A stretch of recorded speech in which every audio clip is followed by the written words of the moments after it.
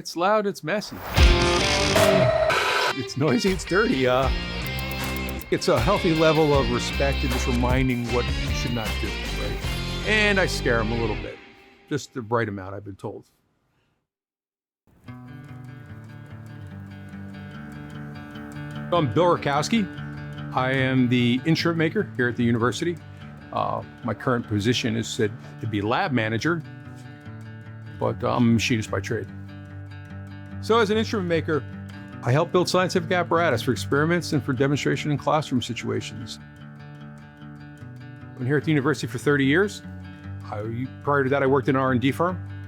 I saw an ad in the paper for a job, actually a part-time job at the medical school. Ends up the physics department calls me in for an interview and they offered me the job. And there he is, right here, half my life. I had an older brother. He was knew exactly what he wanted to do. 10 years old, he was gonna be a classical pianist. And then they asked me what I wanted to do. I tell him one crazier thing after another. I told him I wanted to be a treasure hunter. I told him I wanted to be an Arctic explorer. I told him I want to go to the jungle. Like I would just, things that no earthly person could ever make a living at. And they're like, you know what? You need to learn a trade. I always like making things. My grandfather had a shop in his garage. Always be around working on cars and boats and such. It was the first thing I took to like a duck to water. I always pretty much stayed on the whole working with my hands kind of thing.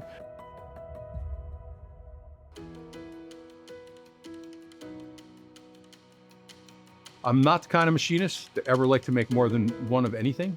That is not my cup of tea. My thing is to make one of something, prototype, or work on something that has to be developed yet.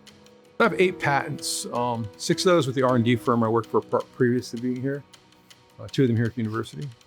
I think there's a lot to be learned. One of the first courses when I took mechanical engineering was machine shop. You learn the nomenclature of things, of parts. So if they get a little bit of that, they know not to call a nut a bolt or a screw a nut or whatever. Or what a wire. I mean, it seems kind of basic, right? But you don't want to go to your first job not knowing these basic things. So we get them a little bit of that. We get them a little bit of materials. What is this? This is aluminum. This is steel. This is plastic. This is hardened steel, you know? Can we cut this? Yes, not easily. How about the aluminum? We cut that like all day long, no problem. There's something to be learned just from getting some basic hands-on, you know, knowledge of what things are made from and how they're made. Our main focus, though, when students are in here is on safety. This is a place where it could hurt you. So we do concentrate on that. If you're going to be an engineer, you should have safety on your brain pretty much all the time anyway. You don't want to be making dangerous products that are going to hurt people. I help the students realize whatever designs they have for things like the Mini Baja or the rocket team or steel bridge. They come up with some real interesting stuff and I help them realize that. I stay here because of the dynamic aspect of it. There's nothing, you know, sure, lathe is a lathe is a lathe. I've been answering the same questions the students have been asking me for 30 years. I don't tire of it. Again, new machines, new students, constantly evolving. Every day, a student says thank you. I get a thank you at least once a day. Always in my mind, like there would be a phase where after the journeyman thing, you become like an old dude, right? You settle in and you sort of pass on what you can. I mean, I always thought that's the way it'd be, that I'd reach this position somewhere where they're gonna have people coming in and I'm gonna show them what I can show them to help further their knowledge or what they can do. I'm in that kind of spot that I want it to be as far as using my skills to further theirs. Otherwise, sort of what's the sense? Like, yeah, that's one of the things about the university setting is, you know, you can do good work as a machinist. And not a lot of attaboys. You don't need a lot of advice. You know if you're doing good work as a machinist. If you're not doing good work, it's evident. You're not doing it. You can't fake that.